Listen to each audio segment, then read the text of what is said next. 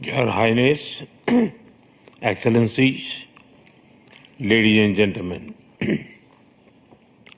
16वें BRICS summit के शानदार आयोजन के लिए मैं राष्ट्रपति पुतिन को हार्दिक बधाई देता हूं और ब्रिक्स से जुड़े नए साथियों का भी एक बार फिर से हार्दिक स्वागत करता हूं।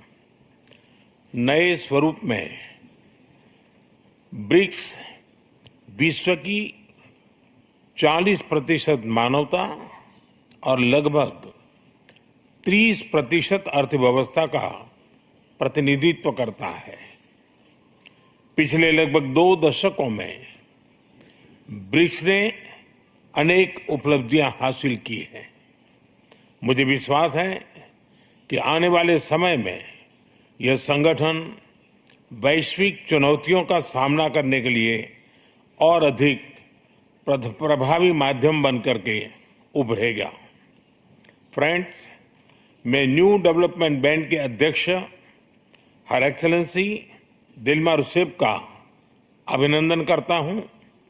पिछले 10 वर्षों में यह बैंक ग्लोबल साउथ के देशों के विकास के लिए महत्वपूर्ण विकल्प के रूप में उभर रहा है। भारत के गिफ्ट सिटी के साथ साथ अफ्रीका तथा रूस में रीजनल सेंटर्स के खुलने से इस बैंक की गतिविधियों को बल मिला है और लगभग $35 बिलियन के डेवलपमेंट प्रोजेक्ट्स सैंक्शन किए गए हैं।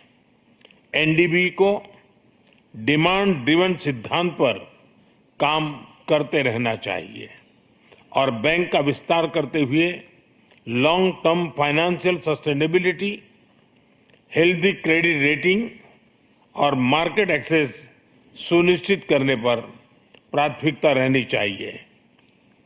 फ्रेंड्स, नए स्वरूप में ब्रिक्स $30 ट्रिलियन से भी ज्यादा बड़ी इकोनॉमी है।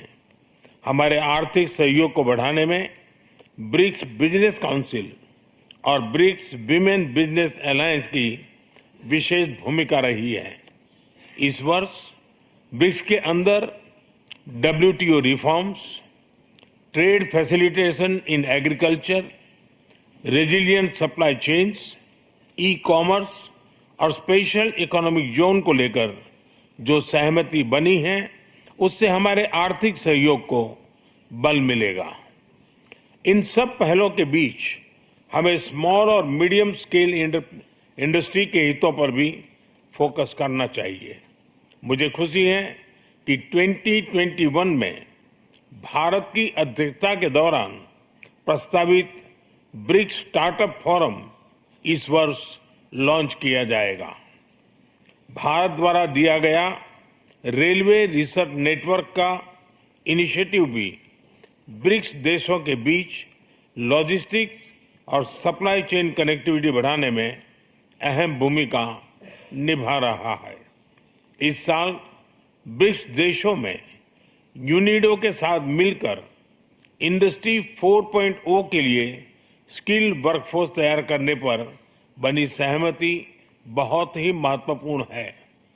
2022 में लॉन्च किया गया ब्रिक्स वैक्सीन R&D सेंटर सभी देशों की स्वास्थ्य सुरक्षा बढ़ाने में मदद कर रहा है। हमें डिजिटल हेल्थ में भारत का सफल अनुभव ब्रिक्स पार्टनर्स के साथ साझा करने में खुशी होगी। फ्रेंड्स, क्लाइमेट चेंज हमारी साझी प्राथमिकता का विषय रहा है। रूस की अध्यक्षता में BRICS open carbon market partnership के लिए बनी सहमति का स्वागत करता है। भारत में भी green growth, climate resilient infrastructure और ग्रीन ट्रांजिशन पर विशेष रूप से बल दिया जा रहा है। International solar alliance, coalition for disaster resilient infrastructure, mission life यानी लाइफस्टाइल फॉर एनवायरमेंट, एक पेड़ मां के नाम जैसे इनिशिएटिव लिए गए हैं। पिछले वर्ष COP28 के दौरान हमने ग्रीन क्रेडिट जैसे महत्वपूर्ण पहल की शुरुआत की। मैं ब्रिक्स पार्टनर्स को इन इनिशिएटिव से जुड़ने के लिए आमंत्रित करता हूं। ब्रिक्स के सभी देशों में इंफ्रास्ट्रक्चर के निर्माण पर विशेष रूप से बल दिया जा रहा है। भारत में मल्टी मॉडल कनेक्टिविटी को तेजी से बढ़ाने के लिए हमने गति शक्ति पोर्टल बनाया है।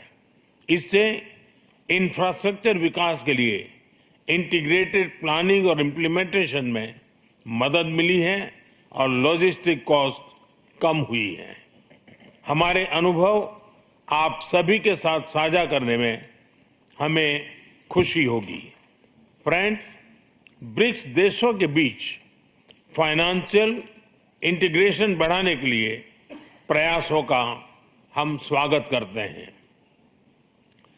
लोकल करेंसीज में व्यापार और सुगम रूप से क्रॉस बॉर्डर पेमेंट से हमारा आर्थिक सहयोग सुदृढ़ होगा। भारत द्वारा बनाया गया यूनिफाइड पेमेंट्स इंटरफेस यानी यूपीआई भारत की एक बहुत बड़ी सक्सेस स्टोरी है। इसे कई देशों में अपनाया गया है।